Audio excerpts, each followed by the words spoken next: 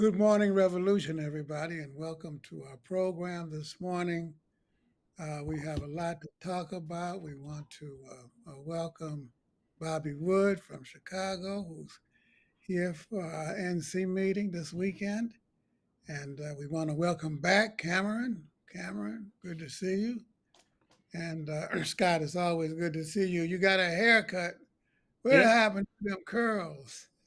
I just, took the wig off and set it aside for the summer. It gets a little hot.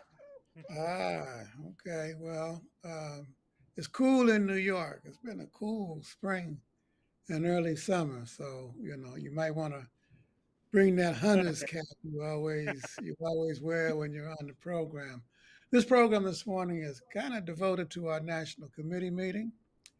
Our national committee is meeting on Saturday and Sunday. The revolutionary forces are gathering, and there's a lot to talk about. And I was wondering if we might start by giving our little test to see what issues stand out for you in the report that was drafted for the National Committee meeting.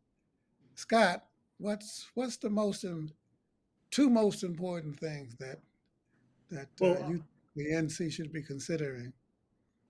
obviously, the ongoing fascist danger, which, even with Trump's indictment, even, uh, with the kind of lackluster or faltering campaigns of other GOP candidates, it's still an enormous threat that's going to require all of our energy to combat, and also in that the need for working class leadership, which I think is kind of always the thing that we have to be talking about. Not just because we're partisans of the working class, because we're partisans of democracy, and we understand that the working class, to win, to beat fascism, the working class has to be leading the movement. Bobby, for you, what are the two main things that you think that the ANC needs to address? Well, I think the upsurge in the working class, especially that where the focus is on what people are doing in their workplaces, how they're organizing, how they're building solidarity. That's something new in the consciousness.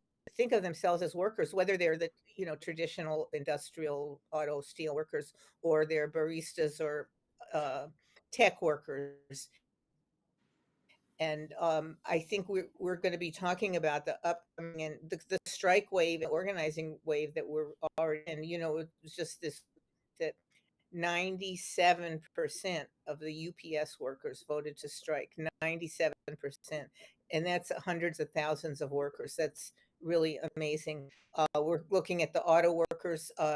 They're fighting against this divisive two-tier wage system where the younger workers get paid less than the older workers, doing away with that.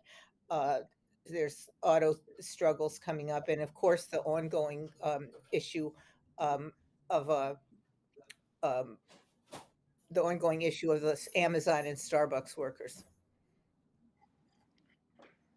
300 and 375,000 workers at UPS. That would be the largest strike in U.S. history, according to something I read. So that's UPS. Look out! You got 5 weeks to settle. 5 weeks. Not picket line is going to be the main obstacle blocking your business, and it's going to be blocked. No question about that. Cameron, what are the two main issues for you that you think the NC needs to address? Well, I'm not sure if I can necessarily narrow it down to just two, but I agree with what Scotty and Bobby have said in terms of the fight against the fascist danger needs to continue. We need to continue building that and building unity. And as Scott was saying, working class fighting for working class leadership in that struggle. The strikes and workers' consciousness has been spreading is you know just been phenomenal development. How you're seeing class consciousness developing in places where a few years ago we wouldn't maybe have expected it to take hold. Um, Doctors, university professors, screenwriters. It's really amazing to see. Um, but one of the other things that comes immediately to mind is the struggle for peace and how crucial that is. We won't be able really to. I think that fighting against the war danger is really a crucial aspect of the fight against fascism. And I know that the party is going to be, we're in the process of planning a peace conference and to discuss how to build, rebuild the peace movement, a mass peace movement that involves, all forces. So I'm sure that'll be an important part of the discussions. Absolutely. You know, um, absolutely. The fight for peace is extremely important. And in many ways, the peace movement in this country has to be rebuilt, and some of the, what you might consider to be the non traditional peace forces, need to be brought into the leadership of this movement. And by non traditional, I mean, churches, unions, community organizations, and so on and so forth, who really, if you think about it, have a basic stake in the fight for peace. The Scott, the draft report also deals with the party itself and the fact that next year, in the summer, hopefully in June, we're going to have our next convention. I think it's our 32nd national convention, but who's counting? We've been around for 103 years, and we intend to be around for 103 more, hopefully. Um, among the issues facing the party right now, what do you think are the most important? Well, the main issue for the party is collectivity, both kind of as a broad principle of what we do, but also as a really just nuts and bolts organizational thing. Like we have a lot of people joining the party. We're growing faster than we've grown in a long, long time, and that's wonderful. But that kind of growth always poses challenges of what structures will enable us to um, enable all these new people to come into the party, take ownership of the party, take initiative uh, within the party, in ways that respect and contribute to collectivity. Um, you know, it's there's a lot of kind of organizational work to do, but I'm confident that we'll do it. And you know, the party is the result of generations and generations of workers that have given um, their time and their money and their experience and their analysis to build this thing, and we're going to do the best we can to carry on that tradition. Bobby, the growth in the people's world and its circulation and reach is a very important part of the growth of our movement. Not just the party, but the overall uh, working class and people's movement. Part of the democratic movement as a whole. Uh, what do you? How do you see? Do you? Let me put it this way. Do you think that our new members at this stage adequately are familiar with how we see the PW and its use, and if not, what can we do to begin to change that? Well, I think we're struggling along with other organizations and movements to deal with the revolution in how information is spread. If you look on a subway or a bus, you won't see one person reading a newspaper, a print newspaper. I couldn't even buy one at the airport on the way here. And so people get their news from many sources. So I think the challenge to us is to access all of those different sources, and not only in text, but in video and podcasts and so on. This is where our new members have such an important contribution to make, because they have the sensibilities to access that. I wanted to uh, piggyback though on your previous question also, because I think one of the big challenges facing our party and our movement is for us to all understand and see a path how we get to socialism. Today capitalism is just a dirty word. Everyone hates capitalism, and people are embracing socialism and also struggles for social justice and equality, but it's very hard to see how we get from here to there. And I think that's sort of the contribution both the party and the people's world can make, because the tactics and the strategy of this are very complicated in this situation. The young people, so many have such a dystopian view of the future, even though they believe in social justice and they believe in socialism, don't really see that in the future. And that's why we have all this cultural expressions, the movies and whatever, of dystopianism. I think part of the job of our press as well as the party is to offer a way out, a vision of a future that it actually is possible. So we need to challenge the very bleak and desolate imaginations about what the future is going to look like, zombie apocalypse, scenarios of what's going to happen in the future, and put forward more uh, Star Trek.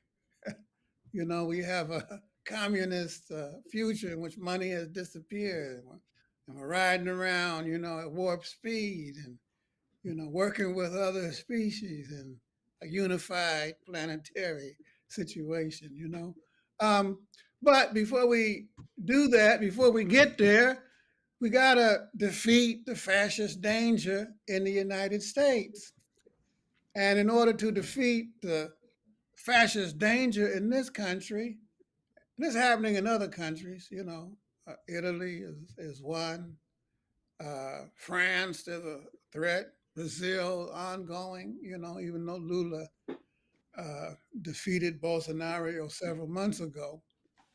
But um, one of the big challenges that we have in defeating that danger uh, is figuring out how to defeat a mass movement, because Trump is not an ordinary GOP candidate. You know, Trump represents an extraordinary uh, deepening of the crisis of capitalism and a huge shift to the right in the direction of fascism. And the ruling class sections of it are one of the things that the main report are beginning to shift against him, Cameron. She still got the base, even though that's dropped a little bit since the last indictment. But the coalition at the top is starting to splinter, isn't it? Barr is coming out against him, who defended him like nobody's business. I thought he was the second coming of Roy Cohn for a while. And then Esper, the former secretary, came out again. And these are not just individuals. It would be wrong to interpret it as they represent sections of the ruling class. But here, Cameron, the indictments around what happened in Florida and the documents case. Do you think that that's really beginning to hurt him, Trump? Well, it looks like it. I mean, as you said before, some of the number of people smell blood in the water. You had DeSantis running. Some people have said his campaign is dropping. You had you know Nicole Maliotakis, I believe, others putting forward their bids to be the leaders of the fascist movement. Um, so it looks like you know, people, as you said smell blood in the water, and sections of the ruling class are looking to see if they need a new Trumpian figure to you know, promote their fascist agenda. So, but that shows, yeah, I mean that the fight against Trump, you know, I think it shows the importance of it, because that um, begins to splinter, put cracks in the, you know, the fascist forces, and that gives us an edge in fighting it, fighting against it. Scott, you got Nikki Haley, you got Pence, you got Ramaswamy, uh, you got the Joker from South Carolina. What's his name? All, you know, and every day there seems to be a new candidate. Do you think that uh, the the growth in the number of candidates is hurting or helping Trump's possibilities? Uh, I don't think it's necessarily a question of just the number of candidacies. Like if more and more throw their hat in the ring, then it's going to be harder and harder for Trump. I do think um, there is a split. Certainly, the Trump versus DeSantis thing is kind of the looks like the main fracture line, and I imagine a lot of the other candidates will end up sort of dropping out tactically at various points and endorsing, one of maybe a couple of front runners. But it's, you know, we have to be, alert to any kind of sign of disarray. But uh, the the main thrust has to be on the, like, we can't trust the Republicans to fall apart on their own. I think there's a lot of um, kind of wishful thinking in the liberal media in particular about, um, if we just expose them, if we just put them up on stage and let them, put their foot in their mouth, let them show how hateful they are and how disgusting they are, then people will turn against them. But that's not, we can't sit back and wait for them to fall apart. We have to be pushing on the issues that matter to working people, and especially, rebutting this incredibly ridiculous claim that a lot of Republicans are now making to be, the party of the working class or whatever. Don't you think a lot of them are actually running for vice president?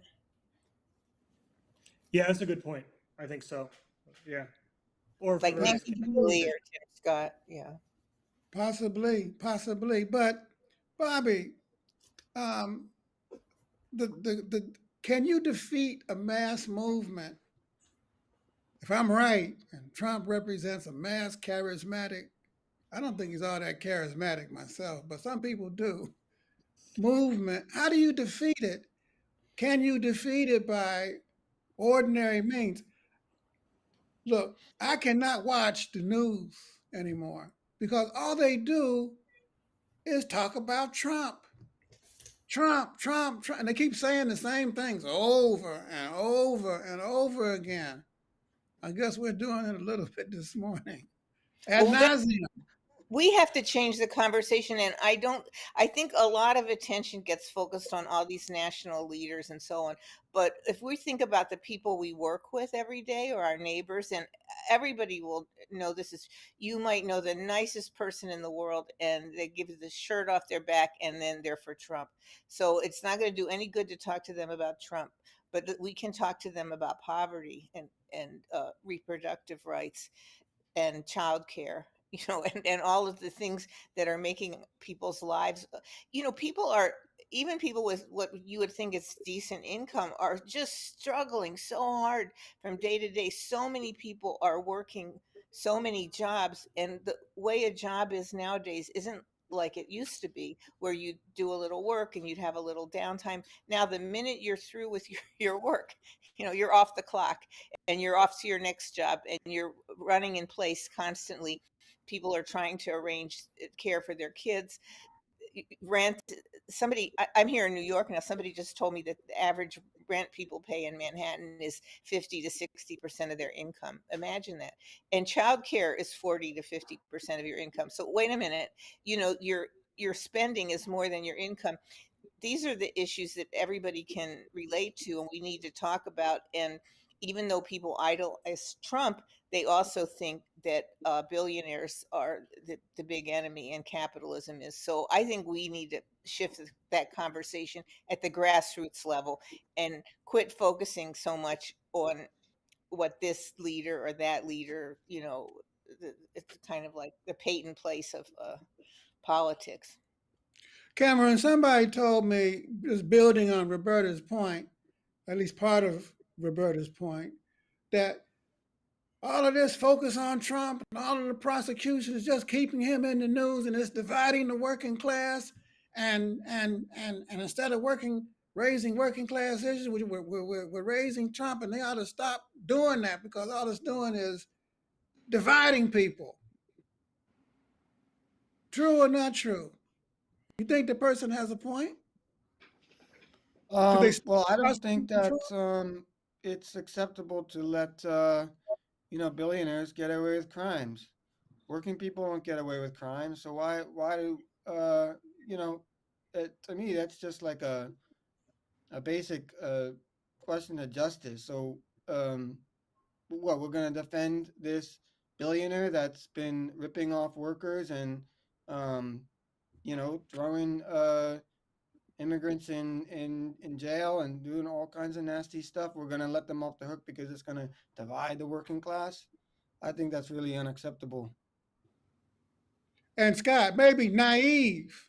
Scott, Yeah, you know, I think Cameron's exactly right. That this is a question of, do billionaires have to follow the law, right? And thinking that we can just, gloss over what Trump did. And remember, there may be a section of the working class that supports him, that looks to him, that falls under the influence of that fascist movement. But there are also huge sections of the working class that recognize how dangerous he is, how contrary he is to every kind of, democratic principle, basic decency, right? And yeah, letting him off the hook. The idea that we can kind of turn a blind eye, as you say, to this in fact mass movement that he keeps trying to gather around himself. Yeah, I don't think so. But well, let me push back a little bit. I'm not for glossing over anything, and I think he should be prosecuted. But I think that we can also get, wrapped up in all of the ins and outs of all of that going on, and we need to, be especially careful that we pay as much attention, for example, to the Poor People's Convention that was held last weekend as we do to Trump's trial, because that's where we're going to be able to build the unity that we need. No, we should not let him off the hook, but at the same time, we can't obsess on it. I was building on your point to make another point, not saying that you were making that point. I think that the uh, uh, Trump has to be prosecuted. The only thing that he and the ilk, and they are an ilk like him, understand is power and to be pushed back completely. You got to put that boy up under the jail. That's what you got to do. That's the only thing they understand. And that's the only thing that will stop him because, he is the epitome of fascism. His personality, the tactics, the mass base, the financial backing. You got to lock him up, put him up under the jail. There is an argument that says that these legal perils will splinter his support amongst independents and so on and so forth. And there's a little bit of that. But really, you got to change the game. You've got to change and bring new forces into the electorate because half the electorate don't vote. You know, you And got to Joe, energize those sections of the working class that are not participating so far. And it's got to be a countrywide strategy. It just can't be, on the East Coast, the West Coast, and in the battleground states. It's also got to be in the South and the West. I mean, Well, Joe, um, what do you think what should the conversation be focused on? well, I think that two tracks. On the one side, you got to fight the fascist danger in every way possible, and at the same time, you got to raise the issues: jobs, housing, healthcare, unemployment, racist police violence, the environment. I couldn't breathe last week. The skies were orange, you know? Artificial intelligence. People think that that's remote, but it's not. Think it's like science fiction, kind of scenarios. But the authors of the inventors of this technology say that if you don't regulate it soon, you're going to have killer robots with high IQs coming after all of us. You might laugh, but that's down 15, 20 years down the road, Talk about dystopia. Talk about dystopia. So but these are but the basic bread and butter issues are the issues that are going to motivate people to turn out. It has to be a combination of those two things and bringing new forces into the electorate, and building a movement around that. on the question of Look, that movement, Joe, I just wanted to add. So you talk about the mass movement on the right and the need for a movement, on the left, or a movement of the people to counter that. And I think it's important to point out there that the right wing mass movement, the fascist oriented, fascist leaning, fascist mass movement, whatever you want to call it, is not the same thing as a mass movement of the people or of the left, right? It's a it's a it's a minority mass movement. It's a minority that's been put in a place to kind of punch above its demographic weight through gerrymandering and voter suppression and armed intimidation. It does not represent any sizable portion of the American people. And the movement on the other side is is going to be a much broader one, needs to be a much broader one. And so we're not talking about the same kind of movement in those two cases, I don't think. So, the need to build a movement against Trump, or the unity, I think really highlights how important workplace struggles are. Because in the workplace, you do have people, including from Trump's base, but that are able to be united with people from progressive movements on actual bread and butter issues. And that's where we can peel away from that base and expose how Trump and the fascists are pro corporate and anti working class. That's the place I think that will really win that. And that's why these battles coming up with UPS, the auto workers, so on and so forth. A lot of those workers and their families live in areas that are red states that are, I'm sure for whatever reason, are supporters of the, have been fallen into this right wing rhetoric. But these struggles have the capability of really splitting them off, not just them, but people who would support them. That's why we have to build mass movements in support of these workplace struggles. I agree very much. I agree very much. Uh, that's where, I keep mentioning this because I was kind of surprised by it. Kasich was interviewed, the former governor of Ohio, on one of these programs, and he referred to Ohio as a red state.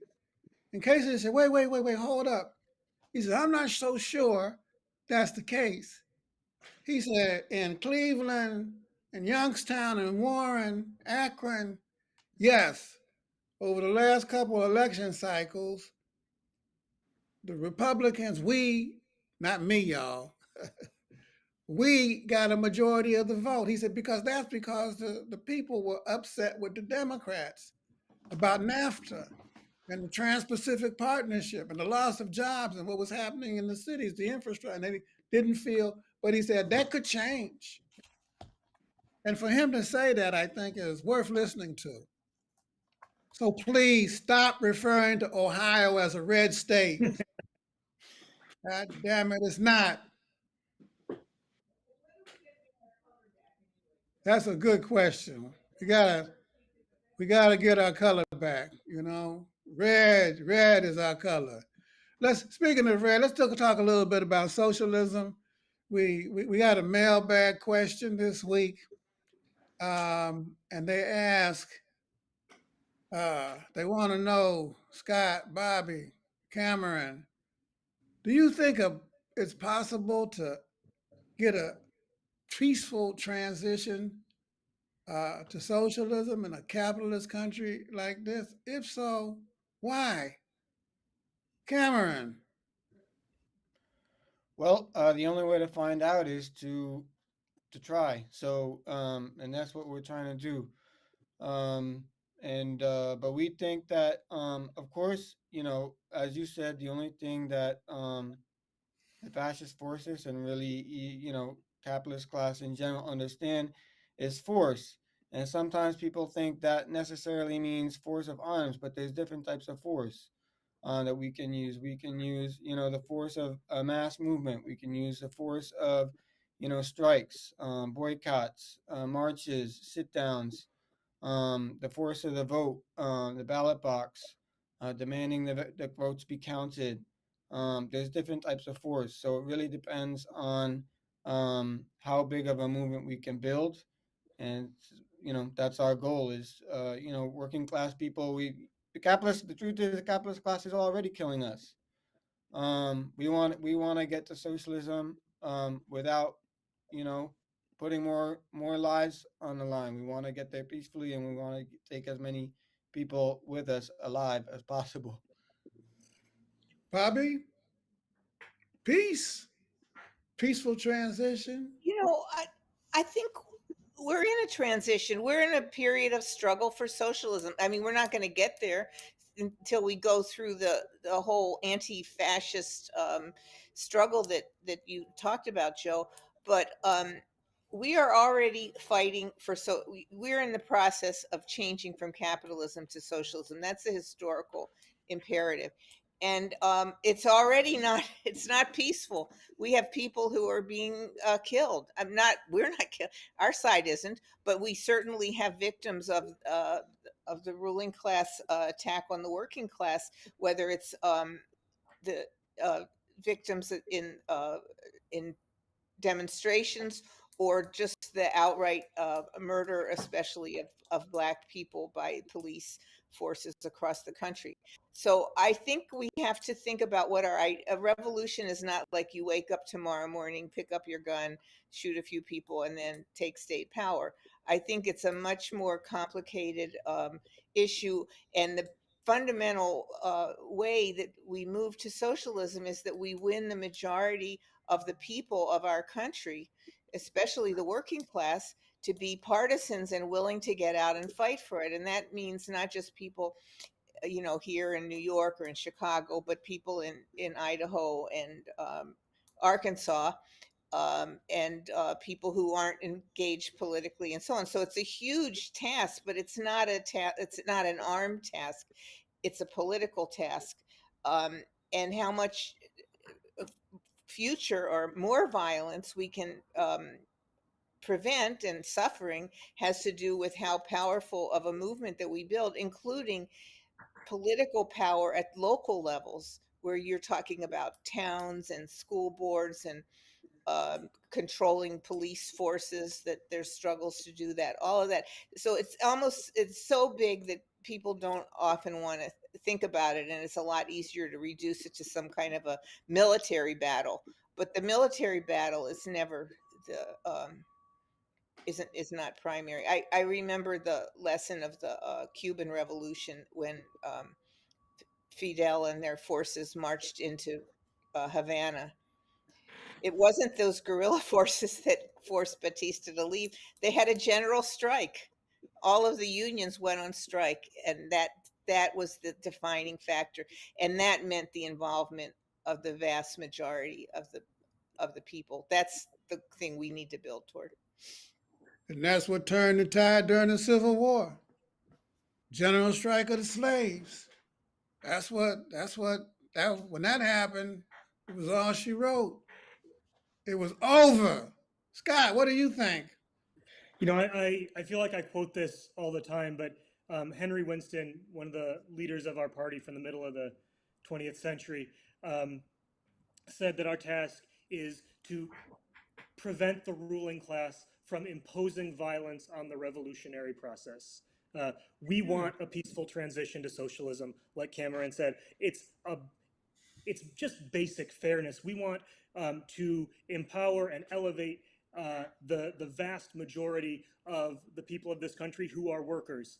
And you know, the capitalist class is going to try and stand in the way however they can. Our job is to make sure that, you know, that the movement is so overwhelming that even their attempts to bring, you know, violence against us are put in check. Does that mean we'll be successful in that? Who knows? But that's what we got to work toward. We don't want violence. We want a peaceful transition. We want a peaceful seizure of power. It's up to the capitalist class. We need a majoritarian movement. The most recent example of a change in a major capitalist country is South Africa. That's the most recent example, South Africa, the democratic transition in the early 90s. And South Africa while it has huge elements of first and third world, the economy of that country has a big working class, and the economy of that country was roughly equivalent to the Netherlands, for example, in terms of GDP. The ANC-led liberation movement, along with the South African Communist Party, at a certain point after the Sharpeville massacre, determined that peaceful means was not possible. They were killing them. And so they went underground. They were forced underground after the Renova trial when Mandela, Sisulu, Raymond Mklava, the rest of them went to jail. Life sentences, and then they started to train for insurrectionary purposes in Cuba, Soviet Union, Vietnam, Algeria, so on and so forth. And they formed an army called Spear of the Nation, called it MK, Mkonto we Sizwe. And they were located in Angola and Mozambique, Zimbabwe, frontline states, Zambia. And they tried to wage a military battle against the racist regime. But it wasn't until there was a mass democratic uprising in the country, in the late 80s, that they were able to render the country ungovernable. There were mass strikes. The people, the African and other people of color, some white, refused to pay their bills. There were mass boycotts. And along with the international campaign against apartheid, that is what brought that racist government down. There's a big lesson there. And it's the same lesson of what happened in this country during the 60s. You have to build a majoritarian movement of the working class and people in order to bring about fundamental systemic change. Well, that's our show. We are having our National Committee meeting starting tomorrow We'll be back to report on it next week. Until then, stay strong, stay safe, stay in the fight. Have a good weekend. We'll see y'all tomorrow morning. Those of you who are coming to New York, those of you who are online, we'll see you next week. Take care, everybody. Thanks, Bobby. Thanks, Cameron. Later, Bye. Cameron.